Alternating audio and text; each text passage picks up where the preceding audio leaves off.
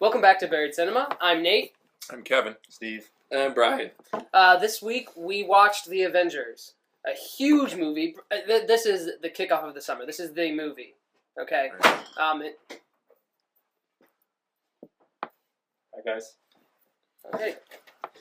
Hey Tom. Wow. It's awkward. Who's this? It doesn't matter. I took a walk and cooled off a little bit. I realized you guys were only joking about Just a joke. Charlie's Angels being better than Citizen Kane. Even if you weren't joking, I overreacted a little bit. So I was just hoping I could come back and talk about movies with you guys. Yeah, whatever. What does Natasha say? Tasha would say no. Of course. She doesn't like Citizens Kane. Yeah. Tom, welcome back. Thank you. Yes. Yeah, we are very excited to have Tom Capper back with us. Really? You still doing that?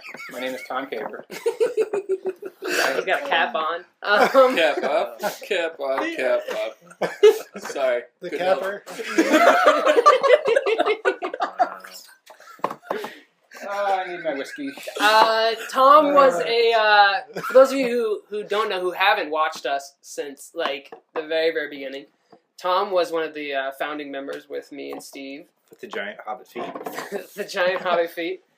He's actually never been in our new studio here, so he's very excited about this. But they built it with a lot of my stuff without telling me. I had to find out through Facebook that this had happened. So, Hey, that's mine. Yeah. But we're glad he's back from Colorado, and he's going to join us for our discussion on the Avengers today. And so's Thor. Yeah, Thor should Thor. take a seat. Mm-hmm. There you are, buddy. I think all we got is Thor. Yeah. cozy up to the doctor. Mm-hmm. So this week we were talking about Avengers. It's directed by Joss Whedon. It is the Avengers. It stars Robert Downey Jr. from Iron Man, Chris Hemsworth from Thor, Chris Evans from Captain America, Mark Ruffalo as the From Hulk. The Kids Are Alright. Replacing Edward Norton, who replaced Eric Bana. Replace Lou Ferrigno. Yeah. Scarlett Johansson as Black Widow. Jeremy Renner as Hawkeye. I almost said the Green Hornet. I don't know. Oh I have no idea why. No idea why I almost said Green Hornet. Not even the Green Arrow. Yeah, not even the Green Arrow. I almost said the Green Hornet. Him and Seth Rogen look exactly alike. No, I don't know. If you don't know what the Avengers are, then you've probably never read like comic books or anything like this. It's a combination of 4 great Marvel superheroes who have to fight, in this case, Loki, who's Thor's brother, who's trying to take over Earth, or at least Which kill was the set Avengers. up in the movie. In all, Thor. oh yeah, in the movie Thor. Yeah. Mm-hmm. And there have been hints about it. There's some stuff from Oh, all yeah. the other movies. If you Yeah. watched Iron Man 2, Captain America, The Incredible Hulk, and Thor, they all lead up to the Avengers.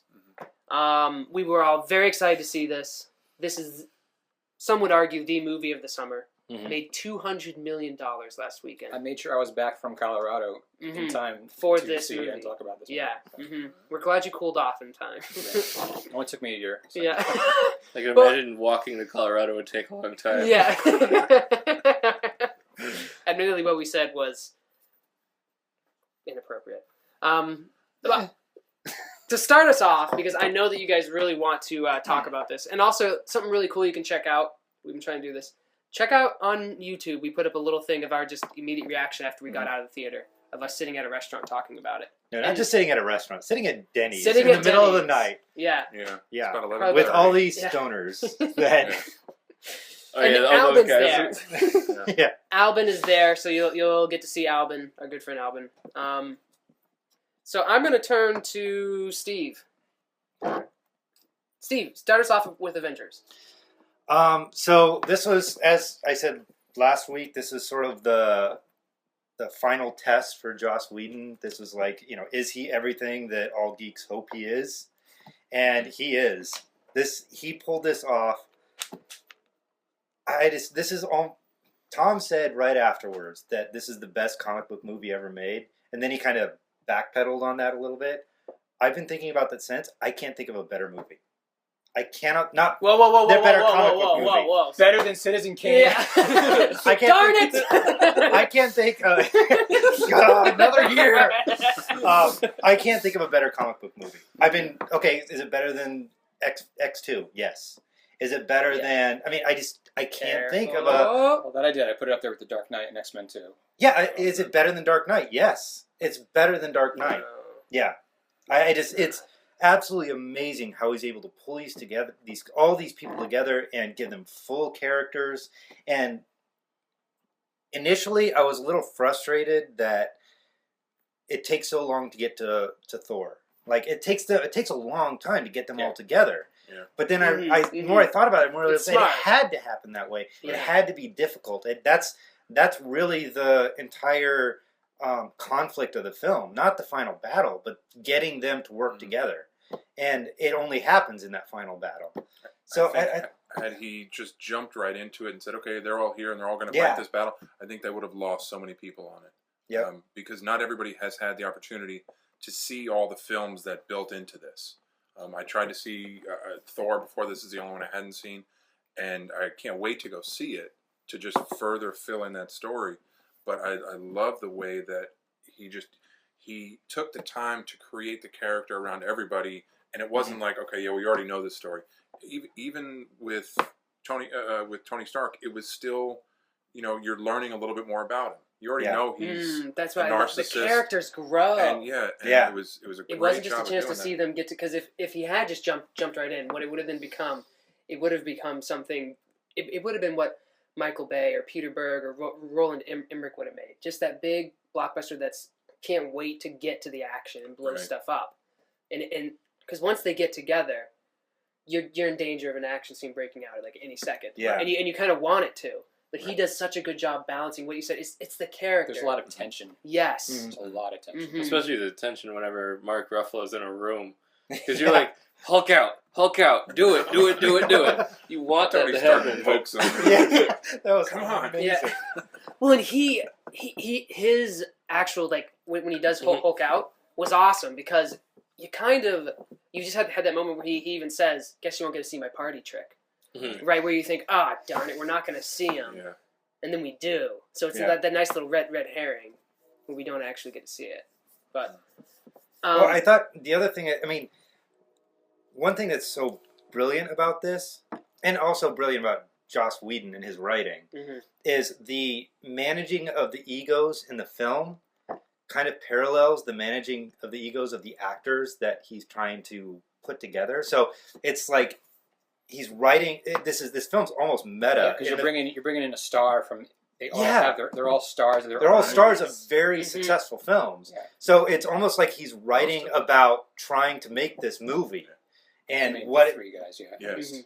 Well, yeah. But he's writing about that, so it's strange. He's writing about the experience of making this film in a way, and I was blown away by that. That battle between Iron Man, Captain America, and Thor was that was great. Awesome, brilliant. Yeah. You want to talk about an epic battle? This might be the most epic Battle of the Titans kind of thing I've ever seen. Better than Transformers 3 remixed at the end. No, but it's true. I feel like they saw Transformers 3 and said, "Oh, that's a really good concept. We can do that right." Well, they realize that's a cool idea. Yeah, I have no problem with them taking that, and that's that idea of aliens coming down from some kind of a wormhole and attacking a city. That's nothing new. I mean, Skyline had done it before Transformers 3. Yeah, a lot of sci-fi. Battle LA. Yeah. Although that was in Los Angeles, not New York. That was a little different, but Skyline. And I think I think you'd be harder pressed to find something like everybody brings up Independence Day, where it's a multiple location attack. I think it'd be harder to find movies that have done invasions that way than it would be the single point invasion, because that's pretty much the standard. See, this is actually I told Alvin that I would try to bring this up because one of his biggest. Alvin was the one amongst us who had actual grievances with the film. Right. For the most part, we all loved the Avengers. Right. Yeah. He liked it, but he saw things from a different standpoint. And one of his big criticisms was that the actual invasion was a puny invasion, and like it was like this one spot in this one city, and there's like the enemy's kind of like trickling through. And he feels like that's not very threatening, and that he feels like that's not very threatening. There's that, and there's also, in a post 9/11 world, where was the military while all this was happening? Like, why didn't the Air Force come in? Why weren't there fighter jets flying around? So, which there was eventually. I mean, said it was going to take that happens. 5 hours for National Guard. Even in a post 9/11 world, although New York City, the response would be pretty quick. It would be. So that was an unfortunate decision. Maybe that's why Michael Bay moved to Chicago. I don't know. I doubt it. But honestly, I doubt he thinks in those terms. Like, I don't know.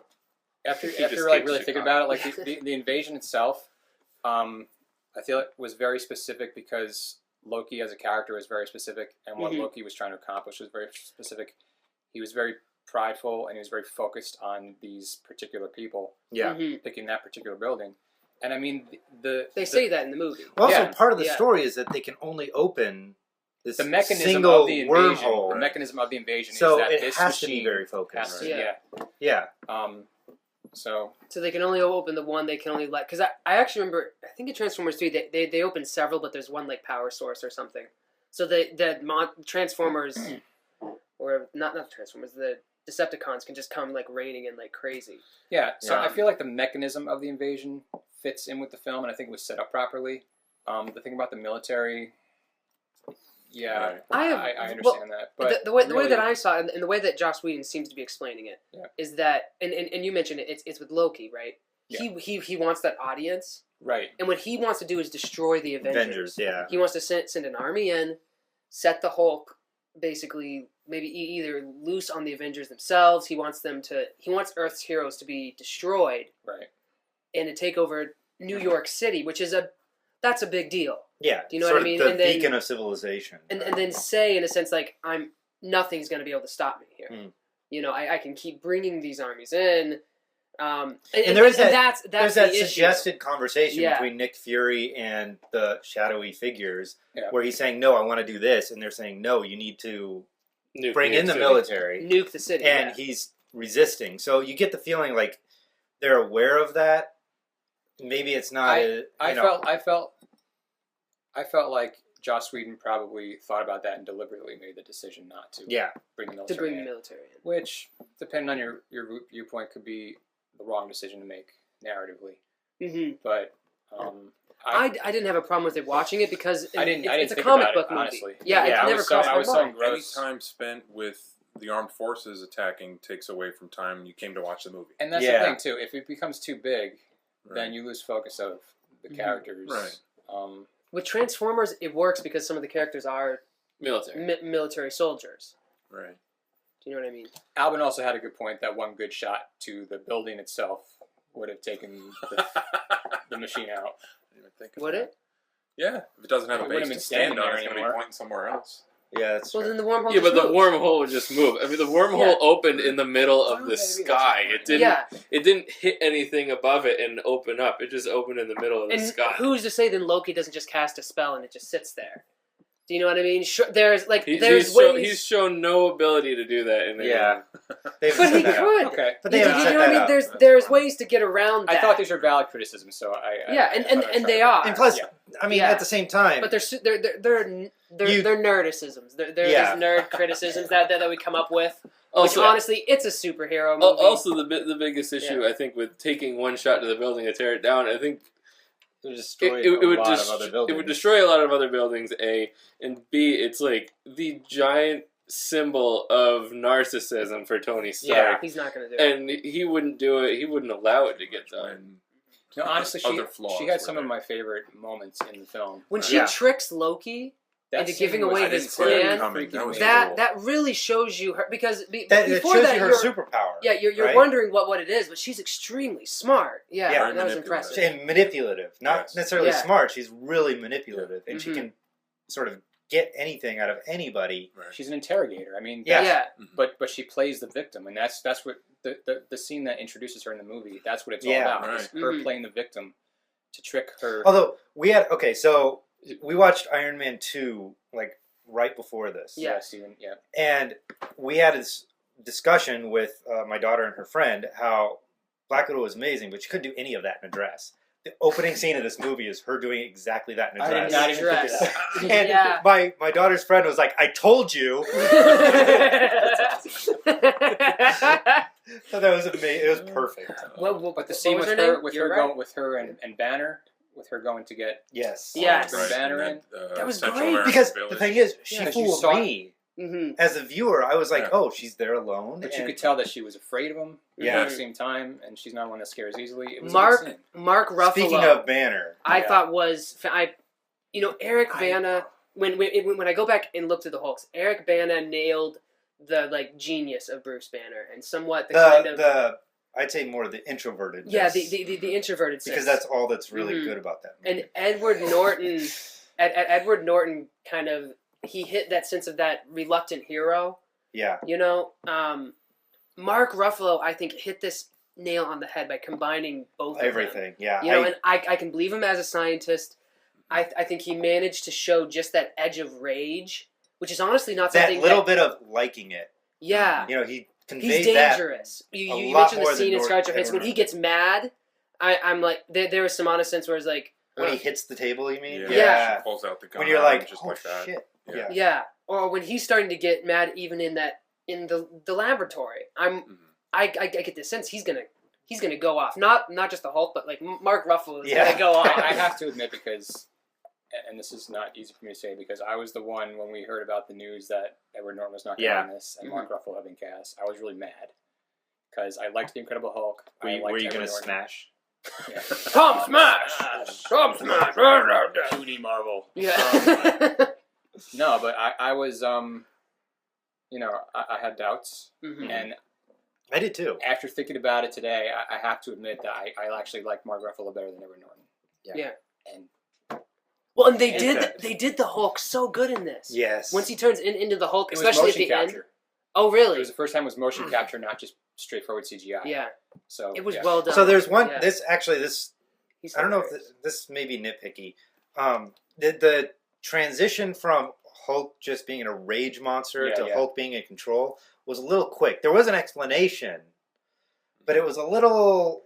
If you didn't catch it, I did wonder how the heck Banner knew to get to New York City, because nobody contacts him. They're just he's just going to show up. They were flying. And it was on TV. And he's stuff also like that. I had a problem with that, also but he's a little on a more motorcycle. I don't know where he lands. He landed in New York City, didn't he? He landed in the general area of New York City. But either way, he's a little more in control. It takes 3 hours. He's It's willing. like an hour across the Washington Street Bridge. I'm just saying it takes a while. Okay, But he's willing to kill Black Widow. Yeah. Pretty easily. You can in that scene where he's going crazy in the airship. You sense he has no control whatsoever. Yeah. He recognizes no one, whereas that switch. He also didn't choose to switch. That's true. I mean? Yeah. But it just seemed a little. If you think about it, and I don't know if this is really a justification, but he's been on this ship where nobody trusts him. Mm-hmm. He just found out that they built a death cage for him. Yeah. He's being prodded and goaded and all this stuff, and then he gets blown up, and he's injured, and it's kind of yeah. He just. Mm-hmm. I can kind of buy it. He's in control of it, but he's in a pretty intensely. I think Brian, one of the smartest. You've been a little quiet. Well, I was gonna actually bring up a point about the Hulk, was that the Hulk origin story movies, the overall story of them sucks. No one really wants to watch, and that's the problem with the Hulk, is that he's, as a standalone character, you just want to see him smash things. You just want to see him smash things, and no one cares about Bruce Banner. And the movies don't do you any justice for Bruce Banner in those. Mm-hmm. So this movie is... I disagree.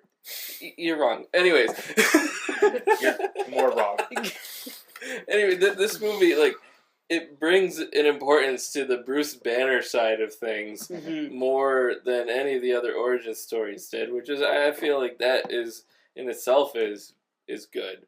And then it also throws in the obligatory Hulk smash comment. Which was awesome because and that leads us to talk about like humor because the Hulk becomes a humorous character in this. Well, that was fantastic. One of the things that sort of bridged the raging Hulk versus in control Hulk is that moment where they take down that monster, him and Thor, and they sit there and Hulk just goes boom. And Hulk just hits amazing. And you know, it's like okay, he's in control, but not completely. Yeah. Like there's in that moment, you're thinking, wow, these two are like working together, going at it on the airship, trying to kill each other basically, and. It's like now they're working together so nicely, and it's like, oh, that's nice. And all of a sudden, Well, he remembered that they were fighting on the ship. Yeah. Well, and there's that. I believe there's like a smile go across his face, like as soon as he hits him, like. And it was also But it's all Mark Ruffalo's performance too, which is really cool. Yeah. There's nothing. One of my favorite moments of that movie was the Hulk when he confronts Loki, and Loki stands up to him and goes, "Enough! You puny mortals! I'm a god! I'm a god!" And he just takes him and just beats him like a rag doll. Picks him up, looks at him, hits him again. Yeah, that's and it's absolutely incredible. Because we were in a packed theater, and that theater went nuts. Yes! Well, because that's what you want to see Hulk do. Yeah. Like Captain America tells him, like, that's his order. Hulk. Smash, and then he just goes crazy. Can we talk Can we talk about Captain America? No, we in don't. a minute. I was going to say that's exactly what it's. Usually, you go to when you're in a movie. There are things that you're like, this would obviously happen, but if that happened, the movie would be over. So there's no point. This is one of those moments where you're like, that's the obvious choice. Like, that's what would happen, but he's not going to do it. And then he does it. Right. So it's one of those, it's like probably the most satisfying moment in the film. Which is actually something that Joss Whedon does really well. Yeah. Mm-hmm. He gives you exactly what should happen. It's almost, he takes a moment that you kind of expect to happen, and then you're like, no, it's not. It gives you a second of pause. Yeah. Where it makes you he did that a lot. He did that a lot in Firefly. Yeah. Yeah. It's the Chekhov principle where if there's a gun on the table, it has to go off. But somehow the issue with that is that that has to go off, so you expect it. And a lot of unskilled writers will try and surprise you by having the gun not go off. Yeah. But it's really about how you get to that point for what's expected to happen and how you tell that story. And that's what Joss Whedon does so well. Just fantastic. That and bringing all these other mindsets together. Because I know you want to talk about Captain America, which is something that I love. His interaction with Tony Stark, that's exactly was brilliant. Yeah. It really brought these characters out. Spectrum, because Tony Stark is such a cynical, ironic, detached guy, and Steve Rogers is so overwhelmingly sincere, and heroic, that the two of them together in a room or together in a battle situation is, it lends itself. Really, when the moment when they're walking through after Coulson's died, and he says to him, "Oh, sorry, spoiler," and he we have to talk about that. Yeah, we need to talk about that. And he says to him, this is the first time you've ever lost a soldier, and he turns and says, "I am not a soldier." That there's this. Yeah. That really shows, at least to me, that's the clearest distinction of at least the big difference between them in this situation. Captain America is a soldier. This is his duty. He's bound to do this. He's willing to die for everyone else. Mm-hmm. Tony Stark is maybe to some extent is willing to die. Yeah, honestly, he's out for himself. Mm-hmm. Hands down, he wants to do right. He wants to save people, but he's out for himself. Mm-hmm. They even make that claim. Like at some point, like when it comes to crunch time, you're going to do what's good for you. Right. I think there's a line like that somewhere in there. Yeah, he says that. He's like, when it comes down, are you going to jump on the wire? Yeah, and that's he says, what it was. no, I just cut the wire. And he's like, there you go, avoiding the situation again. Yeah. Yeah, because he's. I mean, that's his character, and that's fine. But you said it though. It's because they are so polar opposites. It's a great mix. Yeah. I think it's harder to get two similar characters to do well on scene because then they're fighting for the same spotlight. Whereas now you've got Tony Stark and Steve Rogers; they're fighting for a different angle on that spotlight. So I think it's a little bit easier. But it also you can get a really great performance out of it. And I was afraid that honestly that Robert Downey Jr. was going to take over the film. Yeah. Be too overwhelming of a presence. Right. But I mean, some Joss Whedon's amazing has taken half a dozen characters, giving them all fleshed out personalities, and when we finally get like Nick Fury in more than just like 3-second scenes and stuff, little things, and we finally get his character. We understand that he's this He's conniving, kind of a spy. He's a super spy, constantly moving throughout information, lying to these people. Mm-hmm. You know, Black Widow and Hawkeye, not Green Hornet. Green Arrow. Not Green Arrow. Yeah, Hawkeye. Who I was worried about Hawkeye because there's a part of me that's like, well, he doesn't shoot arrows, you know. But I was actually really pleased with how cool they made and that's the other thing. And they gave him a purpose. Yeah. I loved his bow, his little mechanism. Bow with all the little stuff that he could. Oh, that was awesome. Yeah, his shooting arrows had purpose rather than just like. Look, I can shoot arrows. Yeah, exactly. My superpower is I can shoot an arrow and hit the target. He has a superpower. I just don't know what it is. Right. He has awesome arrows. I think he has really good vision or something. Yeah, he can hit any. There's another character, Bullseye. He's the hero version of Bullseye. Yeah. Mm-hmm. Okay. Bullseye can hit Any target. He can't miss unless he's fighting Daredevil. Well, I gotta say, I'm going to assume that you're not. I don't care. I don't care if I'm visible or not. I gotta say though, I'm the Vision. I'm the Vision. I can phase in and out of reality. So that we kind of talked about this movie is. I've heard several people that say that this is not an action movie. This is a comedy because it's so. This movie is. It's very really funny. It's still an action movie. I mean, I still say it's an action movie. The action's amazing. But that humor comes out of the characters. Yes. It's not. Well, I mean, you're laughing as much as you're in awe. Yeah, in awe of the action. Mm-hmm. So which is what an action movie should be. But it's rare that you get that. Yeah, it's extremely rare. Yeah, and that actually is what Joss Whedon's good at. Is really interesting because I want to talk about this, but we might cut or we might not. I think we're like at 2 hours already. It was very interesting to me while I was watching this, and the Dark Knight Rising trailer came out.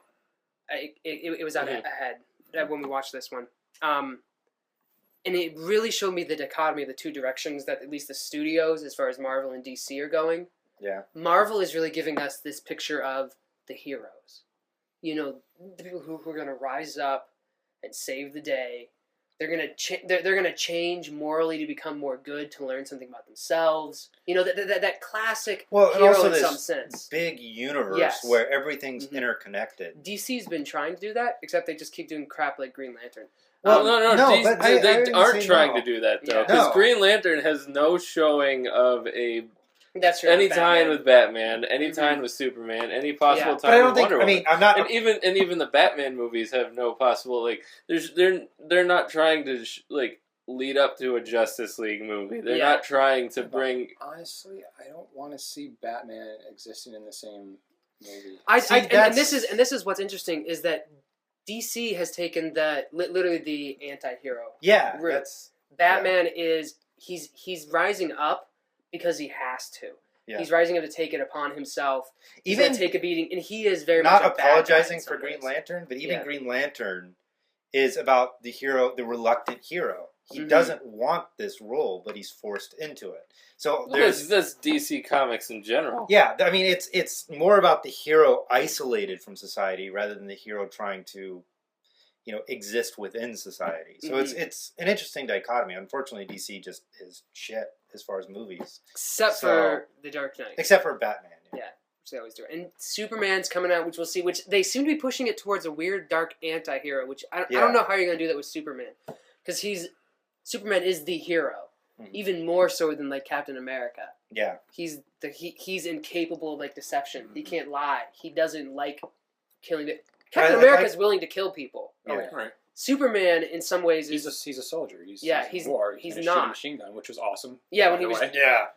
Yeah. So they actually worked Steve Rogers shooting a machine gun. Shooting a machine gun in this amazing. Movie. Yeah, I was very pleased with that he used a gun. But I think it's interesting because even that trailer showed you such a stark difference with how Nolan shoots it. Nolan is really showing you this He's leaving you the sense is that you're going to that there might be no hope. Yeah, I'm pretty sure all of us are going into the Dark Knight Rising expecting Batman to die. Yeah, right. I've been expecting Batman to die for incapacitated somehow. And that's the storyline. If you know Bane well enough. Yeah.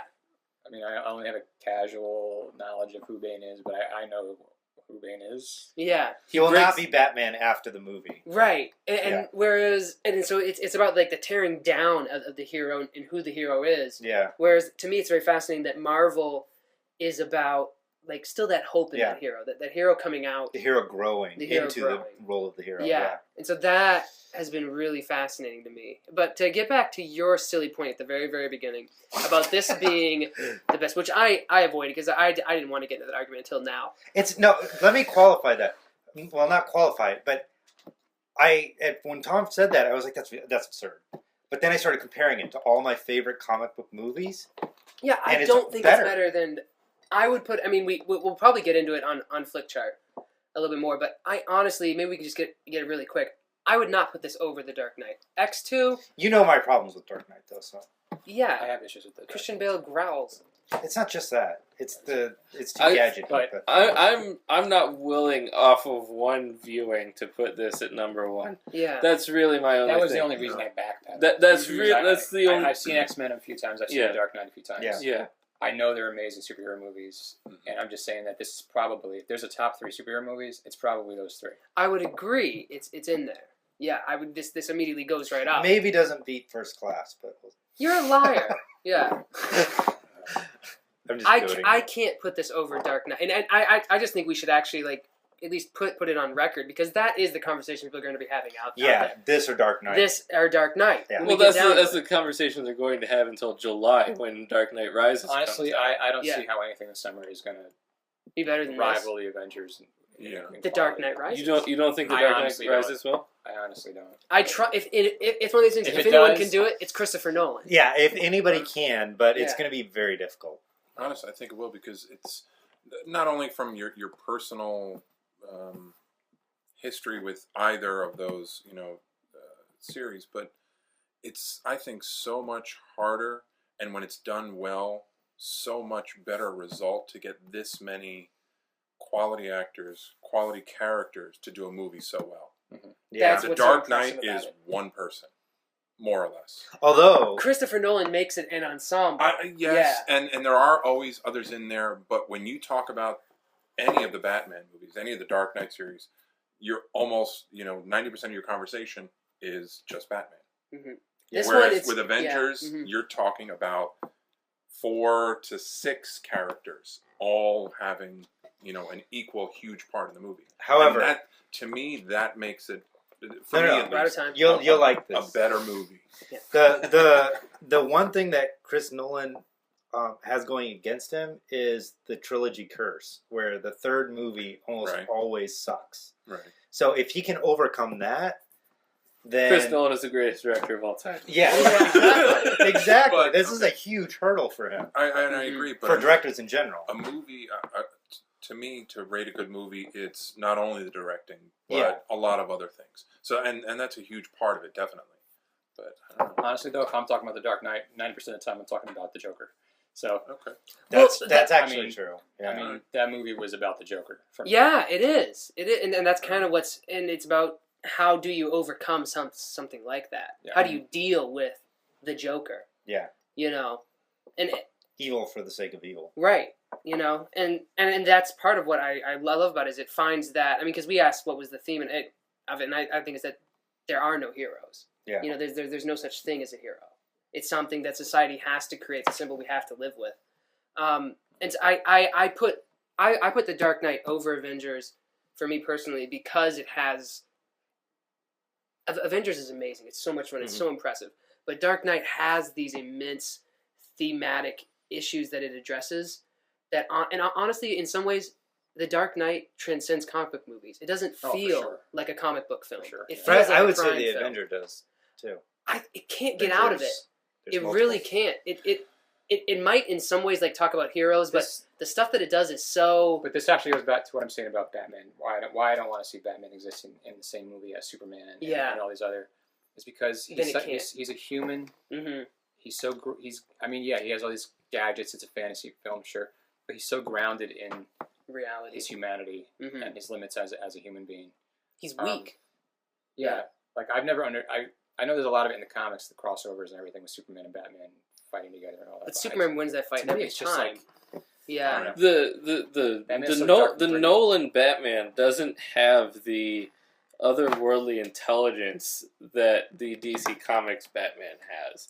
DC Comics Batman is just incredibly smart. Yeah. To the point of he's the the world's super greatest power. detective. he is the smartest person in the world, and you don't get that sense from the Christopher Nolan Batman. So you basically have to strip that down and start over again. It's going to turn into a Batman podcast, isn't it? That's fine.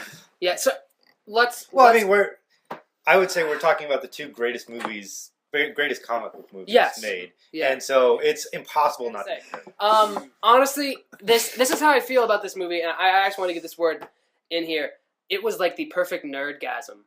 Like, it was amazing. I loved this movie. I want to go see it again. Yeah. The action is fantastic. Cinematography we didn't talk about is shot wonderfully. It's got a great score, great acting.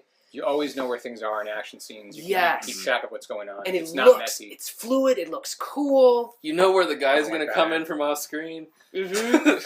It's beautiful. This film is it's a comic book masterpiece. Probably the second best comic book movie of all time. Yeah, but you're saying a lot.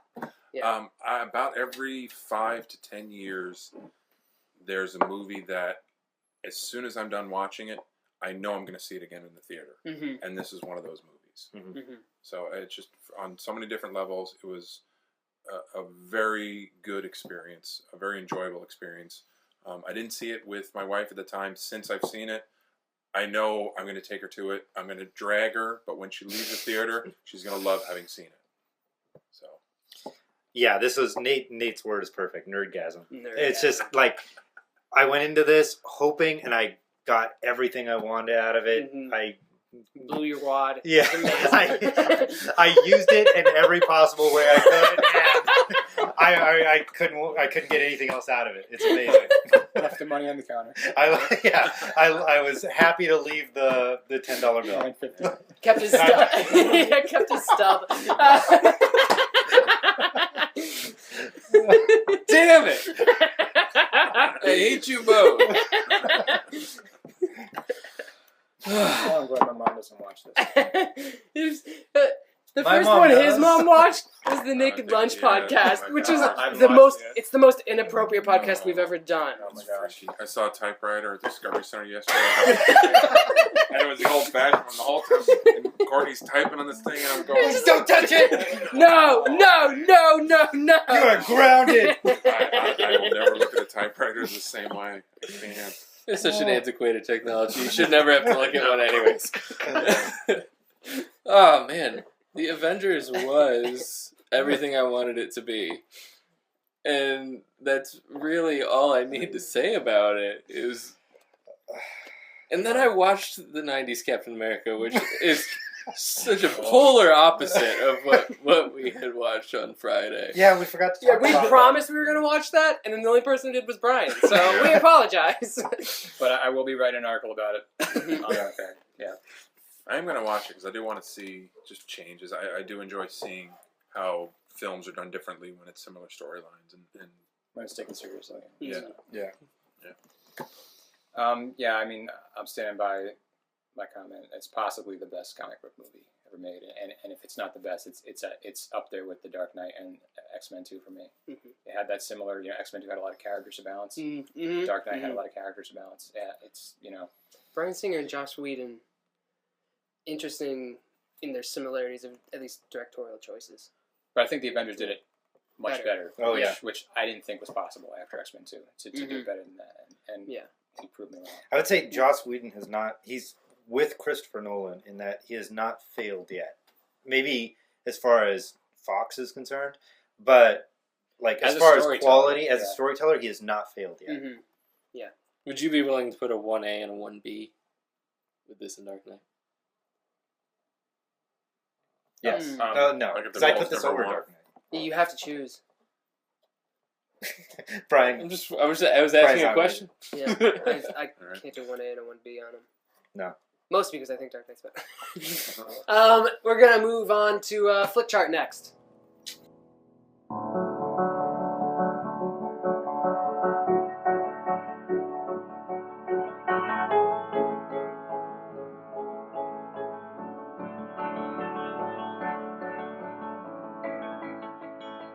so next week, the dictator has been moved because Avengers is doing well.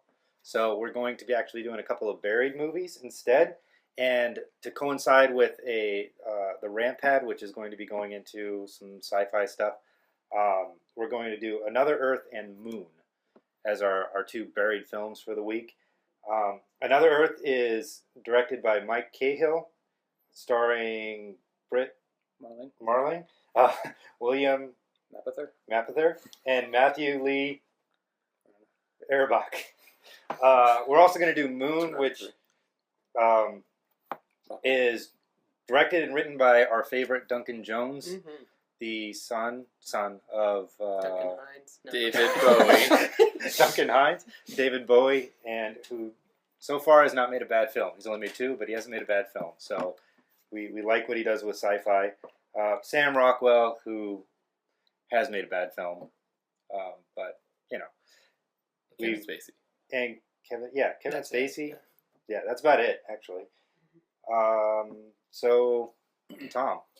Yeah, Another Earth is a very small, no-budget film that came out last year, and I had the good fortune to go to an independent theater and see it. One of the most amazing films I've ever seen. So I'm really looking forward to having these guys watch it and talk about it. And what about, do you know anything about Moon? I have not seen Moon. I think I might be the only one here who hasn't. Moon is Yeah, Moon's kind of the same. I get the sense these are both kind of pretty like quiet, small movies. So Another Earth is very it's a very slow moving. From what I understand, Another Earth is about they've just discovered there's literally another Earth. Another with Earth the exact copies. Yeah. Yeah. Okay. And so it starts this philosophical debate about whether or not you have a copy on that Earth. But it's also a movie about, the main character, the two main characters are involved in this. These are both about clones. It has a lot to do with death and grieving and second chances and that kind of thing. Moon is about Sam Rockwell is on the moon and weird stuff starts to happen. Alone. So it's pretty much just it's him. a claustrophobic kind of thing. Him where and it's Kevin him Spacey. alone. Kevin Spacey robot. Yeah, He's it's the not voice even of the it's a robot. computer. So it's him alone on the moon without anybody else. Sounds interesting. And I've been wanting to see this film for a long time. Mhm. Just haven't gotten around to it. So. And it's been quite a few weeks since we've done buried films. Yeah. You know, and not gone and picked something, you know, whether it's a blockbuster or just a popular, you know, current movie. So that's going to be interesting and exciting. That's the main reason I'm excited for him. I think it'd be a good way to kick off Tom's Rampad 30 Days of Sci-Fi and Fantasy too. So I haven't seen Another Earth, but I've wanted to see it, and I love Moon. So I'm excited to talk about it. You guys have been excited to watch Another Earth. I haven't really done any reading about it, but Tom makes it sound like it's going to be good, so I'll give it a watch and hopefully I enjoy it. A watching? A watch. A watch. Oh. Just one watch. A watching. A swatch, Oh. actually. Synchronized swatches. Parker Lewis can't lose. Anyways. So Nate, you look really small. it's just camera effects. Perspective. Yeah. Also, my chair is smaller. He's really like 3 feet behind us. I'll hunch over. He's really 3 feet behind us. He's Can we get somehow another his hands phone are on the book over table. here? Okay, sorry. I'm sci-fi is kind of my wheelhouse, so I'm looking forward to both of these movies. I'm with sci-fi that you are with horror. So, it is. Yeah. Anyways, so that's all for this week of Buried Cinema. You can check us out on the web. We're at www.buriedcinema.com. You can email us at buriedcinema@gmail. This month on the Rampad, we're going to be focusing a lot on sci-fi and fantasy. We just saw the Avengers. These guys are going to be writing articles on the 5 movies that led up to the Avengers. I will be doing another 30 Days of Madness. If you saw the last one, I watched one horror film every day for the month of October. Not this month, but over the next 30 days. By the time this comes out, I will already have started it, but I'll be watching one sci-fi fantasy film from Netflix, and these guys each picked one that I have to watch. Absolutely have to watch and review. And they're not all going to be good.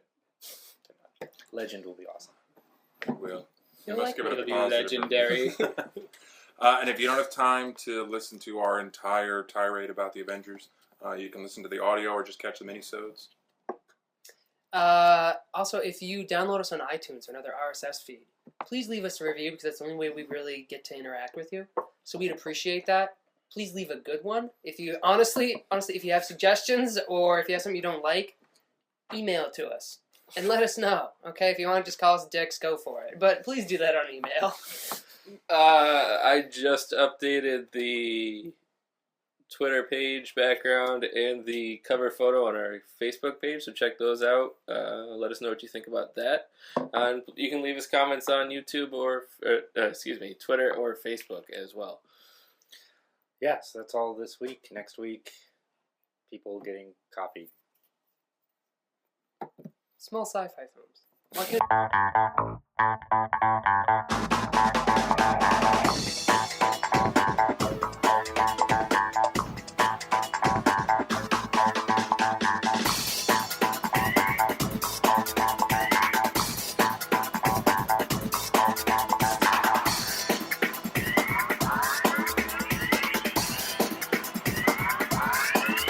I like moving.